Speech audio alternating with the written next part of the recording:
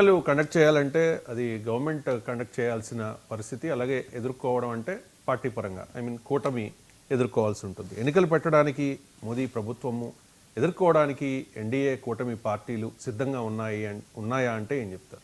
ఒకటేనండి, ఇప్పుడు ఎన్డీఏ సంకీర్ణ ప్రభుత్వం నడుస్తుంది.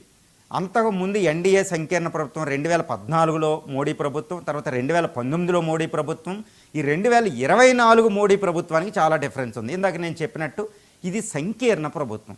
ఏదో సంకీర్ణ ప్రభుత్వం ఇక్కడ చంద్రబాబు నాయుడు గారు జనసేన ఈ కూటమి ఏది 16 సీట్లతో, అక్కడ నితీష్ కుమార్ 16 సీట్లతో, అక్కడ 240 బీజేపీకి ఉండడం వల్ల ముగ్గురి మీద గవర్నమెంట్ ఆధారపడుతుంది కాబట్టి ప్రాబ్లం లేదు. కానీ మీరు సంకీర్ణ యుగం 1989కి 2089 నుంచి 2014 ఉన్న సంకీర్ణం వెళ్తే సంవత్సరానికి ఒకటి ఎన్నికలు అన్నట్టు జరిగాయి. కేవలం 13 రోజుల్లోనే వాజ్పేయి గవర్నమెంట్ కూలిపోయింది. ఎందుకంటే ఒక 27 పార్టీలు 36 పార్టీలు ఉండేయండి.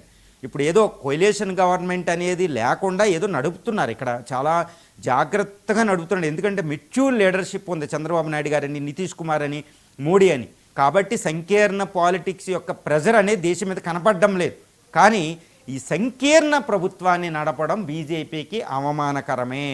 ఎస్పెషల్లీ మోడీ 2 సార్లు పూర్తి మెజార్టీ సాధించి మళ్ళీ 3వసారి వరుసగా ప్రధాని అయిన ఈ మోడీకి ఇది కుదరదు. కాబట్టి ఈయన కోరుకుంటున్నాడు అన్న సందర్భంలో ఎటువంటిది లేదు. తర్వాత ఎన్డీఏ కూటమి కూడా ఇదే మంచి తరుణం అని కోరుకుంటుంది. తర్వాత ముఖ్యమైన విషయం ఏంటంటే ఎన్డీఏ బీజేపీలు ఎందుకు ఎలక్షన్ రావాలని కోరుకుంటున్నాయి, ఎలక్షన్ వస్తే సిద్ధంగా ఉన్నాయంటే ఇప్పుడు దేశంలో ఆర్థిక పరిస్థితి ఎలా ఉందండి? ఆర్థిక పరిస్థితి స్పష్టంగా ఫాస్టెస్ట్ గ్రోయింగ్ ఎకానమీ. ఆర్థిక పరిస్థితి కూడా ఎక్కువ ఎంప్లాయ్మెంటు, ప్రపంచవ్యాప్తంగా యుద్ధాలు జరుగుతున్నప్పటికీ ద్రవ్యోల్బణం అదుపులో ఉంది, వృద్ధి రేటు స్పష్టంగా ఉంది, నిరుద్యోగం ఎక్కువ లేదు, అద్భుతమైన ప్రగతి దేశవ్యాప్తంగా ఉంది. తర్వాత రీసెంట్గా మనం జపాన్ కొట్టాం, తర్వాత 4th లార్జెస్ట్ ఎకానమీ మనకు అవ్వడం జరిగిందనమాట, 3rd లార్జెస్ట్ ఎకానమీ. సో ఆర్థిక పరిస్థితి చాలా అనువుగా ఉంది ఏదైనా పార్టీ ఎలక్షన్లో విజయం సాధించడానికి. కాబట్టి ఆర్థికంగా స్థిరం. తర్వాత సామాజికంగా కూడా ఇంకా డిజిటల్ సెన్సెస్ అవ్వలేదు, రిజర్వేషన్ వారి ఇంకా పెద్ద పెద్ద ఉద్యమాలు ఎలాంటి ఏమీ లేదు, అపోజిషన్ తేరుకోలేము. కాబట్టి సామాజిక సమీకరణాలు కూడా దానికి అనుకూలంగా ఉన్నాయి బీజేపీ ఎన్డీఏ కండి. తర్వాత మనకి దౌత్యపరంగా కూడా ఆపరేషన్ సింధూర్ ఏకి తర్వాత మోడీకి ప్రజాదరణ, అద్భుతమైన ప్రజాదరణ ఉంది. ఇమేజ్ ఆఫ్ ది మోడీ అనేది చాలా ఎక్కువగా ఉంది. ప్రపంచంలోని అత్యధిక ప్రజాదరణ కలిగిన నాయకుడు మోడీ.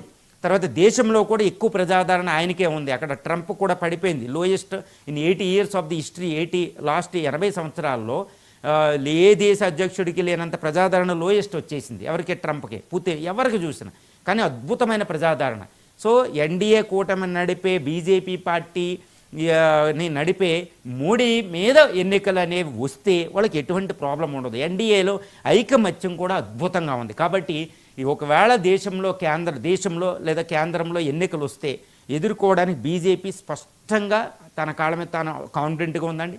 తర్వాత ఎన్డీఏలో ఐక్యతతో ఎన్డీఏ కూడా అద్భుతంగా ఉంది. కాబట్టి అపోజిషన్ కూడా వీక్గా ఉంది కాబట్టి దాన్ని తేరుకోలేకపోతుంది. కాబట్టి అద్భుతంగా ఈ ఎన్నికలకు అవి కాన్ఫిడెంట్గా ఉన్నాయి. ఏమి భయపడే ప్రసక్తి కూడా వాటికి లేదు.